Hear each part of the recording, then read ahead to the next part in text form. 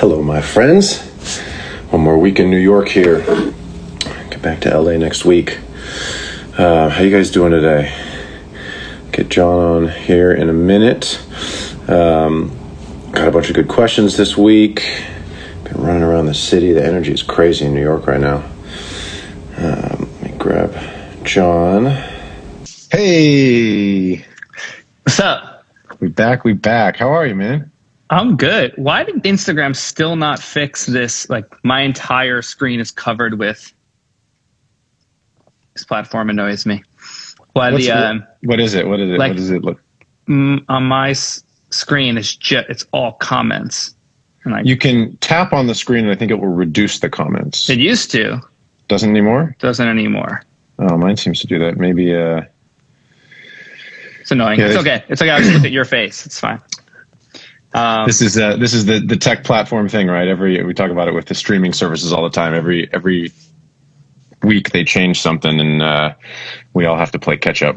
Yeah. Well, I'm doing, to answer your question, I'm doing all right. It was an exhausting week. I went back in the studio. I think I talked to you about this, but I went back and recorded all week, as well as was mixing in the morning. Wow. So I mixed 2 songs a day from like 7:30 to 12:30. And then I showed up to the studio at 1 and worked till like midnight. I can't live that life anymore. It was a good, it was a good test. It was a good test to see like what my lifestyle wants to be, and then deciding what projects you take that go outside of that lifestyle and get your heart rate raised for no reason, and your cortisol level spiking at all hours of the night, and eating wrong, and not following the routine. All that stuff. So maybe you could go through it a little bit. It's interesting because I know we talk so much about the consistency of routine, and especially for what you do as a mixer, having great morning routines, good eating routines, exercise, all those sorts of things. And you basically decided, because there was a creative opportunity and you wanted to push yourself on some other projects, to basically throw that out the window last week. Can you talk through either? Well, let's hear them both. I'm curious what your actual schedule was. So when did you actually get up, and what was your morning routine? Yeah. How did things change? Woke up at 7. I still did the morning routine, meaning I still made espresso and then meditated, and then just jumped right into work, but no exercise. So missed tennis both days, didn't row, didn't stretch, didn't do anything that I've been doing for my physical therapy practice, and I didn't do anything, and went right into mixing. No break into the next song. Maybe a break enough to make another espresso or get water or whatever. So what time did you woke up at 7. What time did you start mixing? Probably like between 7:30 and 8, 7:30. Oh, really? You just got up and went straight to it. Wow. Yeah, it was a lot. Right to it. And then mixed till about 12:30, and then drove to East West. Stopped to get an espresso at Dayglow on the way, which I love. And then 1 p.m. to roughly midnight for would you do 5 days? Did you do 7 days? How many days? I did 5. 5 days. Yeah. So 7:30 a.m. to roughly 1 in the morning, 5 days in a row. That sounds like me at 20. Exactly. Yeah. So that's the thing, is like, can you do this? Sure. And could I do this? Sure. But I know that my lifespan will be shortened by 5 to 10 years if I did that every day until my 50s or something. Right? Yeah. Like, I know I won't be able to live as long or as happy if I did that. So I'm kind of making the call at 35 to be like, that's not what I want to live. Like, it's I think it's something that really important to discuss, is that just because you see competitors or peers living a certain lifestyle that you think you're supposed to live, doesn't mean it's for you. I will probably miss out on more opportunities not being on the hustle in the studio, but I am confident in my trajectory based on where I was and where I am now, that every year I take a step forward. I've never gone back in my career since I've headed upwards, but it's always been really slow. So I have no doubt that in 5 years from now, I'm going to be where I'm supposed to be. And do I need to do 18-hour days, 5 days in a row to get there? No, I don't. Now that's from a position of having done that since I was how old we were when we started, like 15, 16 years old, spending all-nighters, not sleeping and doing that. So I'm not saying I didn't do it for 15 years. But now I know the difference. And then taking the kind of the pandemic break, and a year or two before that, which we've discussed, like I kind of went head on into mixing only about 3 or 4 years ago. And then the pandemic really solidified that. There wasn't any attended sessions. So it's just me, my pace, and things got busy. They got busy. I was up late. I was up late, but it had like this kind of ebb and flow of I can choose how my day played out. And having that difference in this week, I know for a fact it's not where I'm best. And for me to do, and then another thing before you jump in that we can talk about today, I'd love to talk about is the concept of the comfort zone, and like who came up with the idea. Like I'll give my point of view that I actually really want to hear. I was expecting to bring this up today with you a little bit because I was the who came up with get out of your comfort zone, right? Like this idea of always being out of your comfort zone sounds a little bit counterintuitive to me for the majority of the time. I think it's always healthy to do it at some point. But for example, I explained my schedule. I explained that I mixed 2 songs a day for the 5 days in a row. I had to I was asked to mix an entire album in 9 days that has to be delivered tomorrow night. At the same time as saying yes to these sessions. And it was an album that I really wanted to do because it was an album I agreed upon doing, but the deadline got pushed up on me without anybody knowing. It was like that's unusual. It's unusual. The single was doing so well that the label was like, we got to drop this record in a month. So like, let's just get this done. Can Jon do it? So I said I had already wanted to do it, so I just made it happen. Otherwise, I probably wouldn't have said yes to the gig, knowing I was in the studio all week. So this is subject to change, right? But the comfort zone, when I'm in my comfort zone, I can deliver 2 songs a day with minimal notes and make clients happy because I'm in my studio with my speakers, which are my instrument, and I can free flow through these records. And I was able to do 2 songs in 6 hours, like 2.5, 3 hours each, enough to get it to somewhere where like you can give some notes and then we're done by past 2 or 3, like very confident in the comfort zone. And that's what your clients, whether they're artists or labels or managers or whoever, want from us at a certain level that they want. They're paying for your confidence in saying that this is done and giving us something that they can use, right? That's where the engineers and producers and finishers roles are. So in my comfort zone, I do that the best. So who's to say that I'm not supposed to be in my comfort zone most of the time? I think that's exactly correct. I think most of the time when I hear the phrase "get out of your comfort zone," it's people who can't figure out how to do something.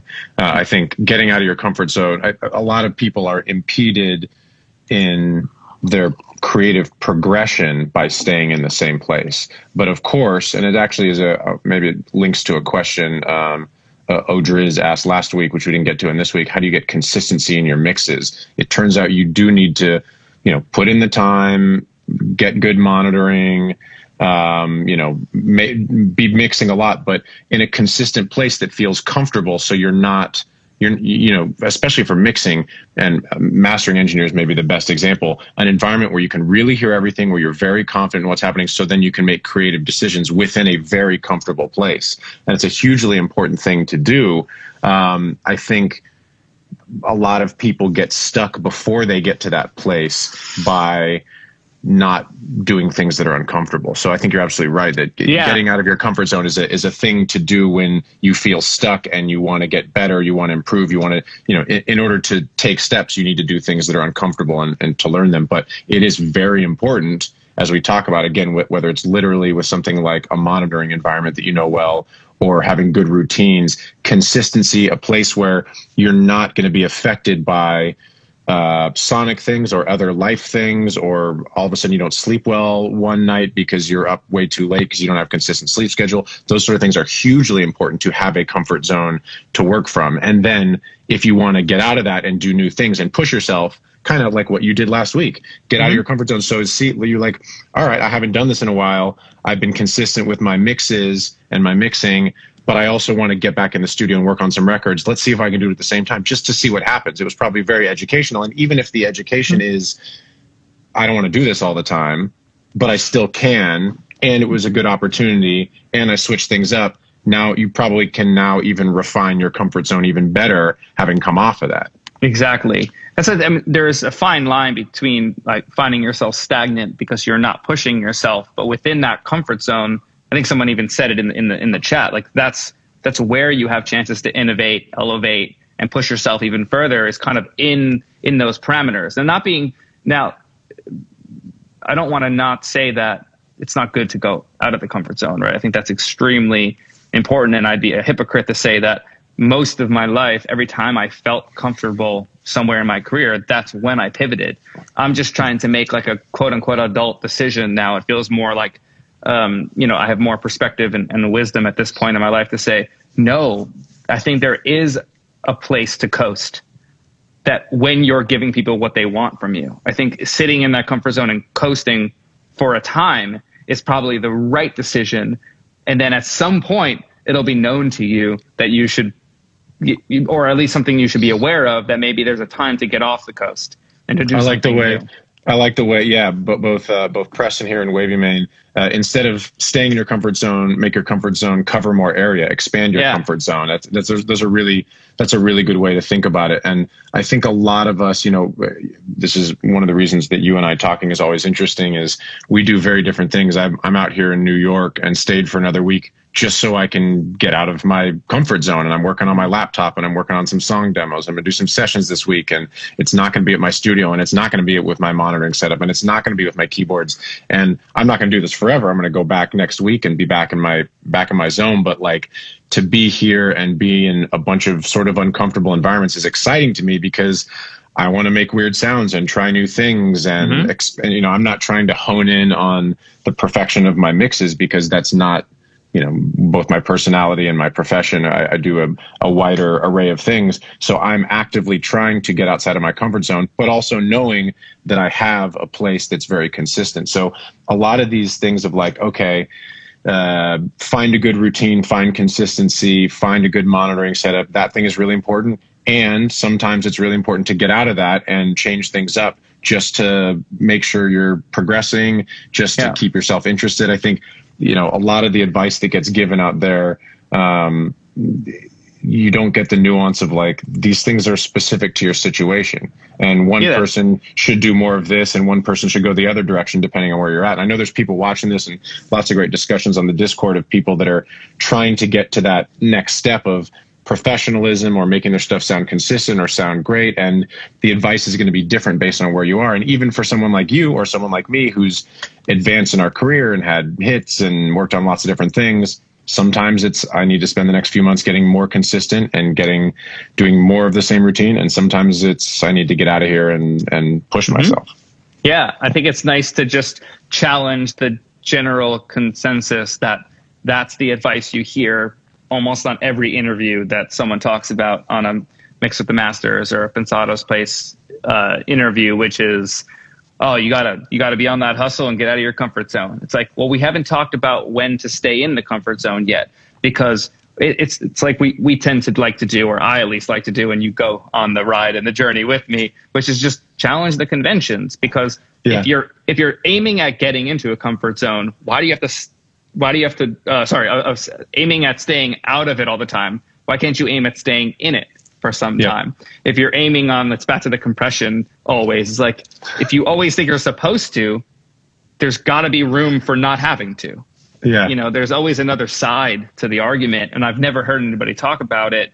And I've been feeling it a lot and talking about it in my head. Like, the comfort zone does me well. I want to talk about that and see what people think about that. Well, circling back to that, the question that it's actually asked. Go ahead. Sorry, just like, and then seeing the philosophy additions of expanding the comfort zone and like, that's fine, but that's like what I like to think. I'd like to think a little bit bigger into the idea of just dismantling the ideas. Like, why do we have to even have a comfort zone? What does that mean? Like, what if we just did what we do because people like what we do and are asking us to do it? And then if someone asks us to do something else, we decide if we're going to be good at it and try it. I don't know why we have to even label it as this is the comfort zone. Yeah, I think for a lot of people, I think a lot of people watching these and listening and the chats on the Discord, it's a lot of people saying, how do I get to that next place? Mm-hmm. And you and I are both, whatever that means, like at that place of a level of success that allows us to think more broadly about how does this fit into my life? What does my life want to be long term, based on having an ability? Like you and I could be working, like you did last week, could be working much harder, sacrificing short term or maybe long term, sacrificing health, sacrificing consistency, sacrificing relationships, like we talked about a couple weeks ago. Yeah, friendships in music. Baines and I talked about last week about relationships outside of music. But I think people that are on their way, that are progressing toward it, getting back to Odra's question, which I really liked, how do you get consistency with your mixes? There's a broader answer about, and whether we call it comfort zone or whatever, it's like, if you do a thing, you got to double and triple down on it. And get to the place where, how do you get consistent mixes? Do a ton of mixes in the same place with a great speaker setup and do it over and over. And then you get comfortable, and then your stuff sounds consistent. The thing that I was going to just say is reps in every sense, and reps without fear of failure. Like, there's a study that came out that Andrew Huberman talked about in his last podcast, which is, if you were given a test, I guess it was students given a test. It was a computer programming school, and if you were given the job and you did it incorrectly, but there was just that, oh, you didn't do it well, try again. You didn't do it correctly, try again. Versus, you didn't do it well, you lost 5 points, try again. And adding that negative connotation of you lost something versus it's just not right was significantly harmful to the success later on. By, I think it was like 18% or something difference in success level, versus be okay with failure, do it again. Like, I'm playing tennis, someone just brought up tennis. I clobbered my manager this morning to whoever asked that question. It was such a good game. It's such a good match, though. It's like we both played really well. But I was thinking about that this morning. Like, all right, don't worry about if you mess up your forehand. Like, keep doing it, and focus on how it feels when it feels right. And there's no reason to say like, oh, I lost this game in the set because I sucked. It's like, okay, you lost, but that's okay. Like, you have to keep telling yourself, like, don't degrade because someone doesn't like it. Learn from the failure and keep doing it. Like, I was at the studio and I was with this assistant there named Cody, who I really liked, and I was asking him what he wants to do as an engineer and asking a bit of his story, and he wants to mix. So the first thing I said was, great. Only advice I can give you is start mixing. Like, mix for free. Mix everything that you can, and then mix it again if you don't have stems for another song. Like, just keep doing it. And same thing with making beats as a producer. You make a beat, doesn't get cut, make another beat. Make 2 a day, make 10 a day, make 50 a day. Do whatever you can do comfortably. Just get the reps in. It's like, it's worked this way for the military. It's worked this way for sports. It's worked this way for everything. It's everything. Like, what's to say mixing records is any different? I wouldn't mix a song in a different studio every day, as Matt brought up. Like, I would say in the same space as much as you can, because that's your instrument, that's your tool set, that's your ability to master the craft. And then it can kind of translate. But like, I felt handicapped in this room. I think the rough mixes sound good, but they don't sound finished to me. If these songs were going to get used, I would want to take them back, which we've discussed, take it back to my room and spend an hour on it to present them a bit better after hearing in the car. But it was close because I understand, certain bits of translation. Yeah, absolutely. It's a question that gets asked a lot every week, and I generally try to point people toward the Discord. The people are like, how do I get good? How do I start out? Where do I meet people? How do I network? These sort of, they're not beginner questions. They're like coming up and on your way up sort of questions. And I think what you just said there is probably the best possible answer. And we say it a lot, which is you just have to do it a lot, and you have to do it a lot you have to be enjoying the process of what you're doing, without any positive feedback. I mean, it's just the reality of, and it's the reality of all creative industries. And it's also the reality of, like, you look at someone like Steph Curry, who's having an MVP season at 33. I don't know how many people are big basketball fans. I'm an Oakland kid, so, you know.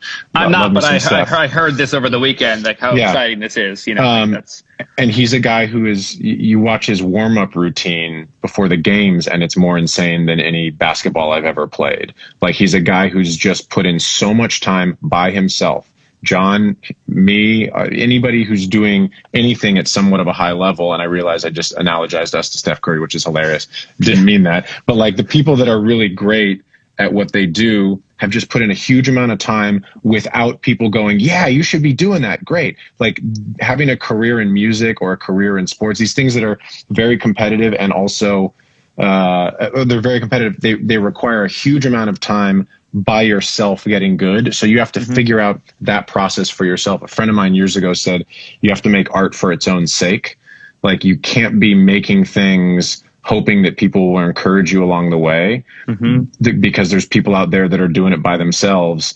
And that's how I did it for years and years and years. I made so many things, and still to this day, because I'm not just a mixer. You know, the vast majority of the things you do will come out into the world. And that's one of the reasons you've said before that you turned over to being a mixer rather than being a producer and a writer, because as a producer and writer, I'd say the majority of things I work on that I create never see the light of day. And I'm fine with that. Like, I'm used to that. I enjoy the process of trying a bunch of things that don't work, working with artists that, you know, don't use my song. It's a joy when things come out, and having success is great. But I did it for something like 17 or 18 years before there was big feedback from business or the industry or anything like that. And I think that's the only way to survive this thing. So whether you're a mixer or you're a songwriter or whatever, you got to go mix and write hundreds, maybe even thousands of songs before you'll get consistently good. And that's actually, well, before you get consistently good.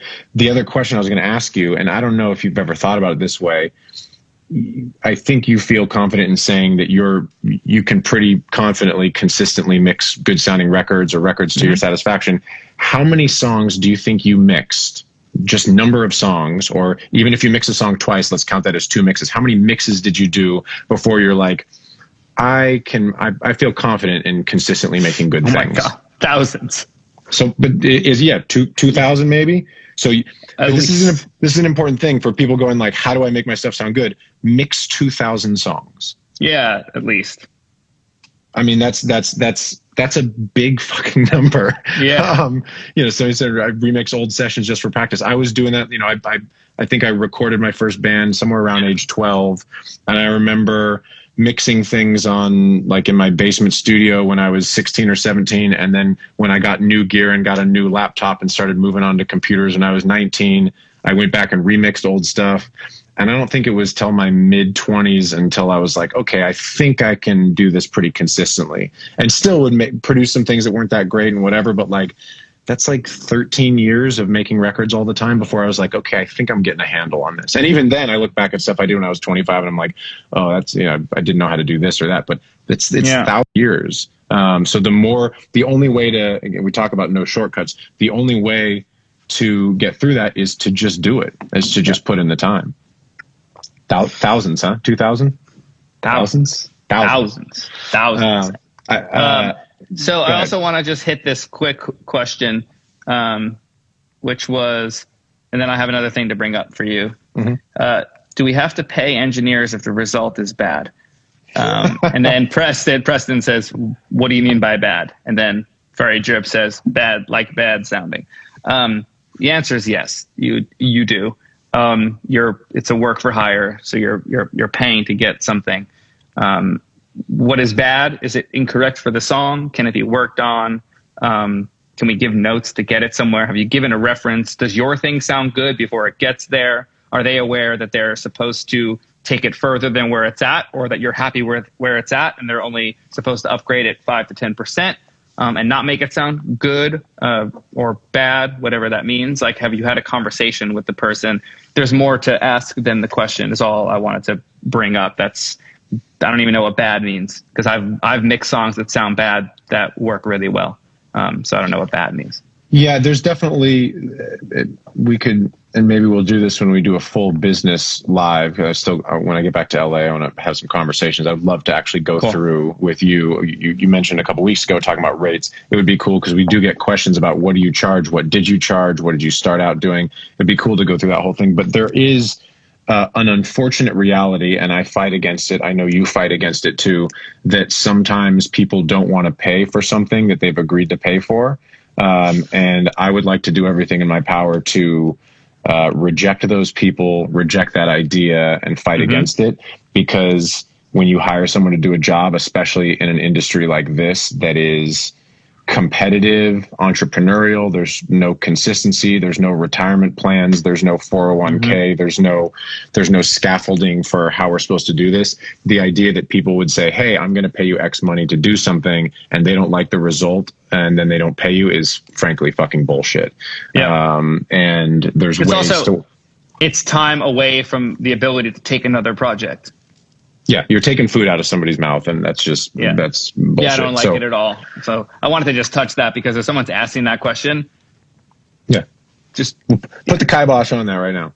Yeah. So I got another thing to talk about because, and it's another topic that I don't necessarily hear people discussing in this way, and I feel really vulnerable even in admitting it. But at the same time, it's going to be touting myself and success. So we're going to just see it in a different way. But I, as of this week or last week, have had my first top 10 hit since Talk. And I haven't had a hit in 2.5 years, 2 years. Like at top 10, I've had like some top 20s and top 40s. This is Kid Laroi without you. And, yeah, with Miley Cyrus. So it was at 8 last week. And big congratulations on that. Thank you. And instead of being my normal self, which is like, oh, whatever, that's cool, I'm pumped. I'm like actually pumped. And I want to admit how fucking psyched I am that that's there, because I found myself realizing that the validation is very helpful. Like for someone that has had one and has a taste for it, has wanted one his whole life. So his mother realizes what he's doing for a living actually is something realistic. But then once that happened, like now I was like, oh, I don't care if I get another one. And I kind of said that after having a number 3 with Talk. I needed it. And you need it for a couple of reasons. You need it for yourself to know that you're on the right trajectory, if that's something that you care about, which for better or for worse is something I care about. And to stay relevant in order to get access to more of the potential for more hit songs. And I just wanted to talk about it with you and see where you're at with that, because you've had hits and then you've had times without hits, just like me. And we're talking here like we know things in this industry. And I hadn't had one for a long time. Yeah. So I feel good about it. Yeah, and by the way, as you should, the song. And I love the great. song. Like I loved Talk, and I love this one. So it's like it's at a place where you can be proud of it versus like, ooh, I didn't really even like that thing, but it's cool that it's doing so well. Yeah. Well, it's well deserved. It sounds great, and congratulations. It's a great thing. Oftentimes, it's discussed in the music industry that whether you're a producer, an artist, or whatever, one hit is great, but once you have 2 hits, then you all of a sudden have a career. And so I've never heard that before. Yeah, so it's been said a number of different ways, but there's a big difference between having your name on one big record and your name on 2 different records, a couple years apart. It gives you a credibility that is different. And yeah, it's interesting, man. I mean, you and I have had the Grammy discussion a few times, and I always say I kind of think trophies for art is dumb and secret ballots and all these sorts of things. I'm very happy for people to get Grammy recognition, but the process is uncomfortable for me in some ways. But things like chart success mean that a whole lot of people like what you did, and that's much more important to me. I think for me, it's my peers that I know personally, and I know the Grammys are sort of supposed to be a version of that, but the peers I know personally, people like you, people that I respect, who go, hey, that thing you did, I really like. And then when a whole lot of people listen to it. And it may be the case that there are ways to juke the system with record labels. They used to be able to pay radio stations, and there's playlisting, whatever. But when you have a song that hits the top 10 on Billboard from a new artist, that's a big deal. It really means something, and it means a whole lot of people like the thing that you were involved in, and that has always meant a lot to me, and it should mean a lot to you because it means people like it. Yeah, I mean, that's what I always talk to you about this and everyone else. That that's what we all kind of do it for years. I'm not doing it for myself. But that's counterintuitive to what you said earlier, which is do art for the sake of doing it. That's not why I mix records, because mixing records is my art, but it's not my art. I don't have ownership of it. I don't go perform it. I can't sell it as my own. I retain a share of it, so it is partially mine financially, but that's a struggle that I have, that it's not something you can do for the sake of doing. So the only way I find love for what I do is if people get to hear it and then respond to it. Whether they tell me they like it or not, it's just like, do people like it? And I think that's why I'm so happy about the occurrence and want to admit it and not like play it cool. Yeah, absolutely. Well, the thing about making art for its own sake is a broad idea about self-motivation, I think. But you're absolutely correct, and we've talked about this before, where music is a unique art form in that it really is it's a cultural dialogue. It's a communication between people. There's obviously many times that we've all listened to music by ourselves and felt amazing things, but music is inherently, pre-recording industry, pre-radio, all that kind of stuff. You go back thousands of years, it's people getting together and singing together and dancing together and playing drums and those sort of things. Music is a very communal thing. So the idea that we make it in a vacuum is, of course, silly. We're making it so that a whole lot of people will enjoy it, or we're connecting to the feeling when we enjoyed it with people. We're trying to capture that. For me, it's always trying to access that part of me that's like 12 years old and excited and trying to make things from that place, because that's like the purest form for me. I also feel like I do my best work when the stakes are that high. Like when that pressure is on and I know that there's a high probability of that amount of ears being on it, I think that's when I'm at my best too. So that's when I'd want more. That's why I want more of those possibilities and opportunities, is because I think I shine with like that level of weight on my mix shoulders. Yeah, and also the truth is, when you work on successful records, you get access to a higher percentage of very talented people that are doing interesting things, and that's a very exciting thing too. I mean, a big part of why I do this is for the in the studio communal experience, being able to work with people who do things I wouldn't do, or choices I wouldn't make, that people that blow me away. I mean, it's amazing working with super talented people who do things I can't do, and be a part of that process. It is interesting to think about, I've had a number of arcs. I think my first like kind of big-ish record was a Andy Grammer record, which I think was 2012, so almost 10 years ago. And coming off of that, then doing One Direction stuff, and then not having some hits for a while, and then having some hits in the UK, but people in the US were like, I don't know, he made some things a couple years ago, but then having the Martin Garrix BB Rexa record, and that did really well, but it was sort of EDM and more Europe focused. Like I've had so many different aspects, or like types of hits, or like I have a song that's doing super well and but not in the US at all. And so people in the US are like, oh yeah, it's streaming well, I guess. But then I go to the UK and it's like, you can get in with everybody. It's hard I don't put a huge amount of emotional value on that stuff anymore, because it's so hard to predict, and people will just react differently based on what they know you for. I think you're in a great spot, because Kid Laroi is a hot new artist, and Khalid was a hot new artist a couple years ago. And so I think you're actually in a really good spot to dictate a lot of terms and be involved with a lot of things. But you might mix a few things that are all of a sudden huge hits in the rest of the world, and people in the US are like, yeah, he had hits a few years ago, and you're like, I have like 5 billion streams, but so it's that hasn't been my experience. That hasn't been my experience. Numerically speaking, after having a hit, my amounts of mixes went up per year, but the amount of hit potential has still stayed in the court of Serban, Manny, Spike, Tony, Tom Elmhurst. Like that hasn't really shifted. I'm wondering how the two, like what you said, maybe the second one, but. Why I'm saying this, I'm just trying to be honest, because I'm not sure about where other people get off on this, is a lot of the times you work with new artists and then you have success with them. And then because they have success, their budget from the label goes up and then they go to one of them. Yep. By default, and then wind up coming back to you on the third project because the experience wasn't the same. But that's happened to me many, many times. Like mixing Summer Walker's entire first record, Girls Need Love, big record for her. Haven't mixed anything of hers since, besides a live thing.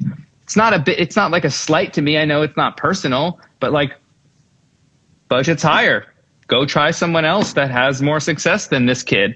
And at some point, and this goes back to tie full circle back to what I said earlier about like moving slowly up the trajectory. I'm not concerned that in 5 years from now, I will be one of the people that people go to regularly. I'm not there yet, and that's okay. And people should start admitting where they're at, and I'm not there. And I will be, and I have the confidence. I don't have to chase hits by being in the room, that the hits will come to me at some point. This one came to me through someone that thought my work was good. And then I mixed that EP, and 2 of the songs did really well. I mean, actually the entire thing did really well. So like someone trusted me. I'll be there. I ain't tripping. And I think that affords you to slow down a little bit, and recognize other important aspects of life. You're experiencing a thing that we've talked about before, and I think there's a clip on the Live with MattRad Instagram that says something like money follows quality work.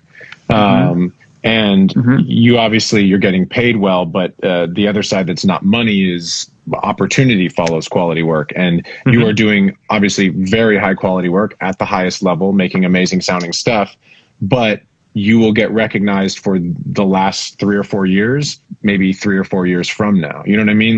Like you can make things sound as good as any of the A-level guys, but part of the way business works, and this is an important thing for everybody to understand at every level, consistency gets rewarded much more than quality. People talk about, I make the best beats, my beats are so hot, or I know how to produce stuff, or my mixes sound so great, or whatever. The people in charge, quote unquote in charge, the people paying the bills, it's not just does this stuff sound good, it's can I spend this money and allocate this budget and rely on this person to make something sound good. And so yes, maybe this person had their second hit, but if I can spend the same money or a little bit more and pay for the guy that's had 25 hits over the last 15 years, that's a smarter business decision. And we are in the music business, not the music friendship, take risks on people situation where it's a business. And so people that have the budgets are going to say, I've worked with this person before. That's why we talk about compound relationships being so important. I've worked with this person before. I've worked with them a ton. They've always delivered. Yeah, there are these other 3 or 4 new guys compared to, whether it's new guys, Jon Castelli compared to Servant and Manny, or new guys, the producer you've never heard of who did something that sounds cool versus the guy that I know. They're just not going to spend the money and hire the new guy as often and take that risk because it makes sense for them to be conservative about their choices because they're on the business side. And so I don't fault anybody for the decisions they make. I don't really take it personally. Yeah, and it is important for people to realize that at every level, and it's important for people to see someone like you who has a huge amount of success and is making great things also deal with this, which is you're having your second hit, your second big hit, you're going to have more. In a few years, people will go, oh, it's Jon. He's had a bunch of hits for the last 6 years. But right now it's Jon. He did the Khalid stuff and he's done some other cool stuff. Oh, and now he's doing the Kid Laroi. These things build and take time. So the residual of it, you're going to get the residual of what's happening right now in the next couple of years as you consistently continue to do good work. So it's important for people to realize that this is a part of the process at every level, that you will, you make great things, but the money's going to follow it a little bit later. The money, the credibility, the connections. And that's a perfectly fine thing. I love your perspective on it. I'm really glad I brought it up because it's just something that I think about all the time. And I don't really take it personally, but it's something I'm always thinking about. Like, why didn't I get hired for the second album after making the entirety of? Like, it's not like I mixed one song or something on these albums. And I don't want to point fingers because I know the music business. I know why they did what they did. But I really love how you're putting it for people. And I really like this conversation. Yeah, it's really important because I know a lot of people think about because I've taken gigs or got the gig from someone that's below me in their career level and experience. Yep. And one time one of them called me out for stealing the project. And I was like, to think about all the times Spike got a mix after me, I didn't call Spike. I didn't steal the project. I didn't conspire against you. The A&R hired me because we did this project before. And apparently this artist has wanted to work with me, but couldn't afford me. And I was like taken aback. What do you mean stealing? Serban's not stealing gigs. He's at a level where people want him to work. Yeah. Like I don't, that was a weird occurrence in my life. It actually felt bad for like about a month. And then I realized, like, wait, why am I feeling guilty about this? I didn't take anybody's gig. It's like, I would never take someone's gig. I would never try to swoop in. And I can't imagine Serban tries to swoop in and take gigs. It's like, that's not the way the business works. So therefore it has to not be personal, and it's going to happen on all levels. It's going to happen when I'm 60. Like someone else is going to get a gig. I might as well practice now, not taking it personally. Well, and this is something that on the production end is actually in a lot of ways been my bread and butter. I mean, I've had some hits that I've written and produced where I'm like, they're the first time the first chord is played and there for the end of the mix. But I've also spent a lot of time finishing productions. And what that means is that the label goes to the people who've produced the first version, the demo, the original version, going, we need it to be more like this. We need to be more like this. And they can't get it there to the label's satisfaction. And then the label calls me and says, hey, can you come in and finish this production? And what that means is being taken away from another producer. But really what it is, it's taken away from their ability to finish it, that they're not ready yet, whatever. I've had that happen too, but I've also been the guy who's come in, and it's a very sensitive area and it's tough and it bums people out sometimes. And I try my best to go very quickly into, I'm really happy to be working with you guys on this. Right. Let's get the vision together. I want to help you guys achieve it. This song is so great. The song that you guys wrote, and we're going to produce together. And, it's hard not to, and I've been the guy, again, when I was like 20 or 21, I had a band signed to RCA Records and I'd done the whole album, and we'd already released a version with my mixes and everybody was so excited about it. And the label was just like, we got a budget. We're going to pay a big mixer to do it. And he made it sound like shit. A big mix engineer, and don't have to name names. It was just, it bummed me out and it didn't sound as good. And then the band wasn't successful, and not because of the mixes, but of course at the time I was like, they made it sound bad and that's why it didn't, but once you go through these experiences a few times and being on both ends of it, it's like, you can't take the stuff personally. There are times when you can take stuff personally. Usually it's not worth it, but even if it is personal, but very rarely does that actually happen. Usually it's labels and business people saying, we want to do the thing that's going to give us the biggest chance to win. And this is, people that we know can finish things and get things. It's always that. Yeah. It's the music business. Very few times you're trying to do someone a favor by putting them on. It's that they know that they're going to get what they came for out of you and what they need out of you. And that's okay. It's transactional. We talked about that 2-3 weeks ago. It's okay to be transactional and still be friendly with people. Yeah. That's simple. And again, we get back to it, compound relationships, long-term relationships with people. That's why people are always asking, how do I get my foot in the door? How do I get the next thing? Those opportunities will all come. And there's ways to do it, and you can send a million DMs, or you can show up at studios, or you can get people's email address and hear a lot of no's, and those are fine ways to do things.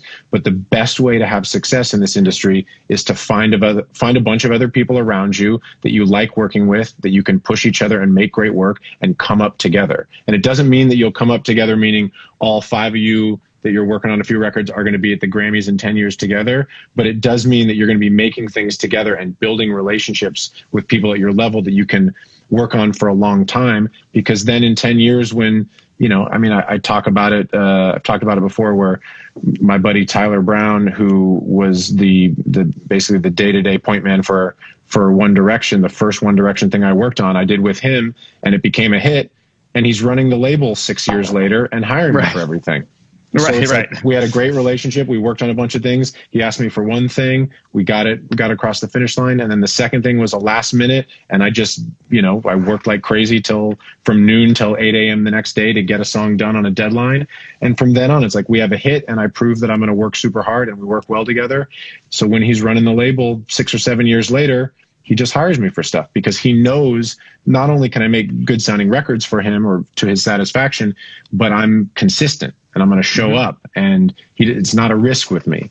And those are the sort of relationships you want to build. And the reality is, even if your stuff sounds really good, or you make the best beats, or your mixes sound amazing, the consistent long-term relationships are how you're going to do that. And then when you get things like a big hit, you get a talk, or you get a Without You, then a bunch of other people start noticing and you get a bunch more shots. But you got to hone your skills and get great before you get those shots. We talked about it with Baines. It's like the luck is the point at which preparation and opportunity meet. Opportunities are going to come. I've missed tons and tons of opportunities. And simply what that is I wasn't good enough yet. I wasn't ready for them. You got to be great at what you do. And a lot of that gets back to what we were talking about before. You got to mix, like John said, you got to mix 2,000 songs before you mix 2,000 songs or whatever it was before you were like, okay, now I feel like I have a handle on what I'm doing. And for me, it was something like 16, 17 years. Like, it's just what it is. Same. Yeah. It's just what it is. Do you want to actually answer some questions this week? I was about to say, we have 13 left. I feel like we already did the episode. Like, we should just call it. But no. Let's answer some questions. There were a couple of cool ones. We talked about that one. Oh, somebody's asked a few times about the Macklemore album you mixed, which I'm ashamed to say I don't really know well. It's the Gemini album. Anything you can talk about with the process of making that, or how that came to be, or the thought process, or sonics, or philosophy? Yeah, you and Ryan Lewis are close, and but Ryan didn't work on that one. That was the first album. That was the first album that Ben made on his own. Okay. With Tyler Dops and Budo handling most of the production. Homies that I met that work with Ryan and Ben on the earlier stuff. And wow, it was a while ago. That was the first record. Was that? No, that wasn't that one. How did I could tell a funny story about it. Go, I had just got the VT7, the Fern VT7 that was on my mix bus for a couple of years. And I was a dummy and I spilt water on it right the day before mastering. I've never done that before. I don't know if I put the water. I'm sure it was all my fault. I take the blame. Take the blame. First time ever in my career that I spilt water on gear, and we were delivering masters to Dale that night. And Dale was like, Dale also just got a VT7. So Josh, my assistant, ran over to Dale's studio, got it to print stems and print final mixes because mine fried.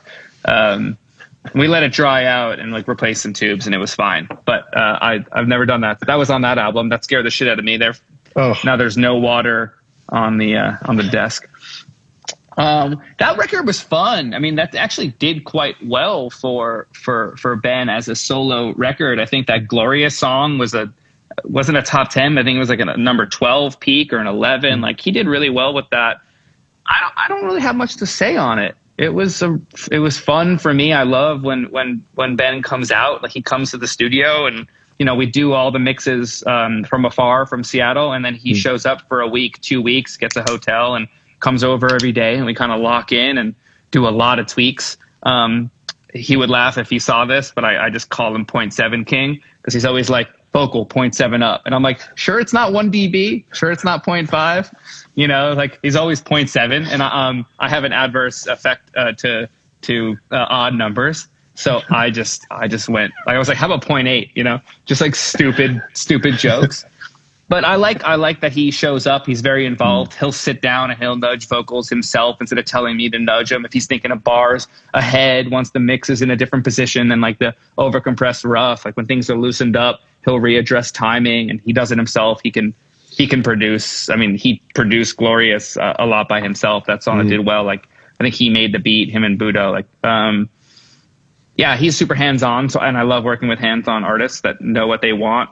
One really fun thing on that project was that his best reference is this like 80s Cadillac that he has, El Dorado.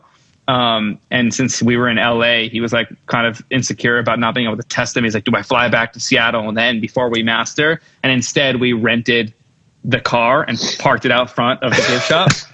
So that was fun. One other time, we went to a Mercedes dealership and listened in a Maybach in the room to listen to the because that's what he drives as well. So like that was the album prior. So we just sat in a Mercedes dealership like pretending to want to buy a car, and we like yo, how do we Bluetooth right now? We like played the mix. Oh, car's nice. And that was fun to show up at a Mercedes dealership downtown. So some funny stories with them. I mean, they're kind of a trip to work with, because their relationship is so tight. It's so band oriented, right? Like they're so close. So doing their album together, Ben and Ryan, and then doing Ben's solo, but still with Budo and Tyler, they're just super campy. They just do it all themselves. And I don't know, really fun times. Like some of the more fun album processes I've been a part of. And again, it's like whole album shit. When it's a whole album, just by default, you're more invested. Like, you know, even though I love mixing singles or a couple of songs, when you're there as a piece of an entire album, like it's such a lost art, because even artists sometimes aren't even releasing an album, or the album is pushed back and then it's so far from the single. It's like, it doesn't feel like you're in it doing it. But when you're a part of an album, you become you feel like family with these people. I mean, like Ben and I are cool and friends, but like Ryan and I got really close during this process, and like play chess, and like we're good friends. You know, I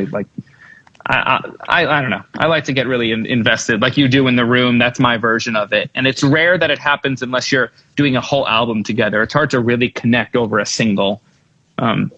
So I would say there was a lot of takeaways from that, but thinking sonically about it, like, I don't know. I think the vocals are too loud because Ben likes his vocal loud. I think the beats could hit harder if the vocal was quieter. If it didn't have to be so crispy, you know, and he knows it. Like, he wouldn't hate me for saying that. Like, he likes his vocal way too loud and way too bright. And, but like, you know, something to take away from this, just as a aspiring engineer or producer, is like, artist is always right. Like, I don't have to go. It's their record. I don't listen. It's their record. So I had no problem with it, but he would laugh at me because he'd be like, I know you don't want to do this, but you're going to do it. And I'd laugh right back. He'd be like, sure, put it a dB up. I'm just going to listen to it a little quieter. And when you want to crank it in the studio, I'm going to walk away. Like, it's just, I'm not going to hide from the fact that, like, I can't listen to it that loud and that bright. Like, I don't bump the records as a fan because they're too loud and bright for me, but I'm happy that other people don't care about that shit as much as I do. It's part of the, like, you just got to smoke a big pile of weed, and then those bright frequencies don't hurt as much. Yeah, which I don't do anymore. So it's that would work. Sometimes I wear a beanie. Sometimes I'll wear a beanie when I mix, and it's just enough coverage over the ear for the high frequencies. I just have to remember to not make like detailed decisions with the beanie on. Yep, absolutely. That's cool, man. And you mentioned the Fern stuff. Somebody asked, Hex asked, have you used the Ruby, the VT5 emulation plugin? Have you used that at all yet? I have. Is it good? Is it close? I like it. Any thoughts? It's not close. It's a really good plugin EQ. Doesn't sound like it at all, in my opinion. The high end's fine in comparison. The low end is nothing like it. There's nothing that sounds like the low end of the VT5 boost at all. Interesting. There's a question here which I might, maybe I'll just throw it out and then maybe we can talk about it more at some point, or I don't know if it's a question, maybe it's more a question for me. Chris asked, mixing songs I produce is my biggest challenge. How do I separate myself from production mode and go into mixing? How to get perspective? Time away. I have actually really good answers for this because I've done it many times. I'm sure you do too, but I would make stems as if I'm going to mix it. So then I would commit, I commit my entire production into stems or stripes, whatever you want to call them. And then that session is put on a backup drive, and the session that's on the internal work drive is the stem session. So I can't easily get back to undo something because that's where we left it off, as if some producer was hiring me to mix. I take it from where they left off. I'm taking a week off from it, and then I'm starting from where I left off with it in Mix World from stems. Yeah, that's actually a really good idea, which I have not done, which I am now going to do because I find that very challenging too.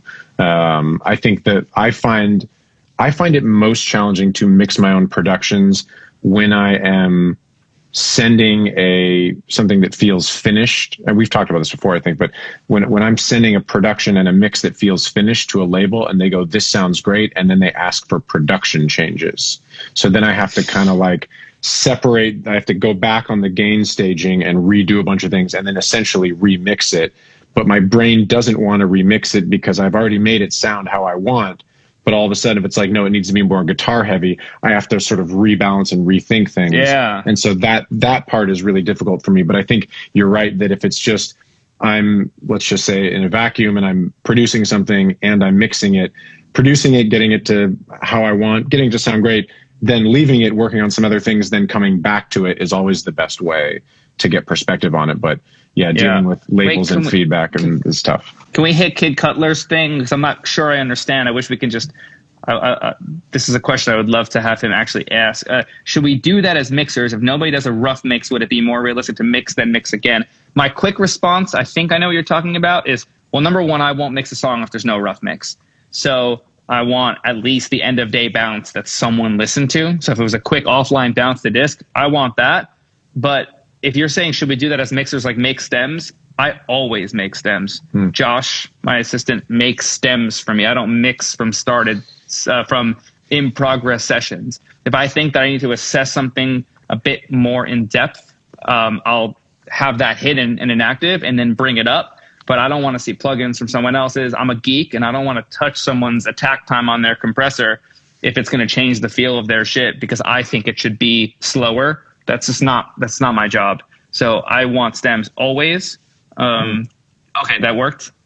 Thanks, bro. And that's essentially the function of a mix assistant is they are setting up the mix so that it's stems, it's simple, it's ready to go. The rough mix is there, and then you just get into mixing. If I need a vocal unprocessed, I have it. Like it's hidden and inactive. And if I think that I can do a better job with a couple of tweaks once the record is in a better place, meaning maybe on the vocal, if I think the vocal could be better unprocessed, I would do that after I've mixed the instrumental kind of around where it already existed. I might make that decision later instead of messing up the vocal and then mixing the song and then realizing the vocal was better before, but my mix is now better overall.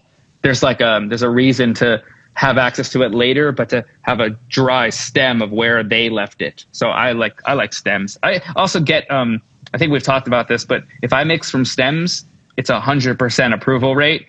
And if I mix from a session, it's like 92 to 95%. Like there's more chances of it not working out and them going with the rough mix, not even with another mixer, like just using the rough when I mix from a session. So when I mix from stems, it's like 100%. There's some things we should discuss when I get back to LA. I know there's a lot of people are saying in the chat here, we'd love to see what that looks like, taking a session and turning it into stems. That would be something that could be cool to do. He bounces everything through the existing mix bus if it's heavy-handed.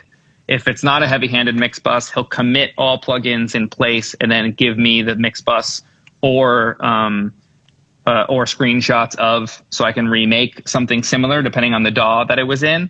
But I tend to just bounce them through the mix bus minus any super heavy limiting that's basically just getting gain, because then I'll just clip gain it after the fact. So if it has any harmonics or any saturation or anything like that on the mix bus, bounce everything through that and then note the amount of gain that's coming from a Pro L or an L2 or Ozone or whatever it is. And then I'll just clip gain up, because I see people doing 12 dB of gain on a limiter, and then I clip gain up 12 dB and it just sounds better. I'm like, what are y'all doing? It doesn't make any sense. I hope people actually see that and never do that again. Like, go listen to our full episode on gain staging. If you're getting more than 2 dB from your limiter, you're doing way too much with your limiter, and you can just turn the volume up. Yeah. Well, it's actually that simple. It's actually, this isn't like any big deal. This is like, if it's getting 12, you're doing the wrong thing. Gain staging. We got a whole episode on it. And loudness. John, it's great to see you again. I'll be back next week. Let's hang, let's get dinner, let's catch up on life things. Can't wait. Love you. Thank you for everybody who gave us questions, and I'll see you on the Discord after. Peace, guys. Peace.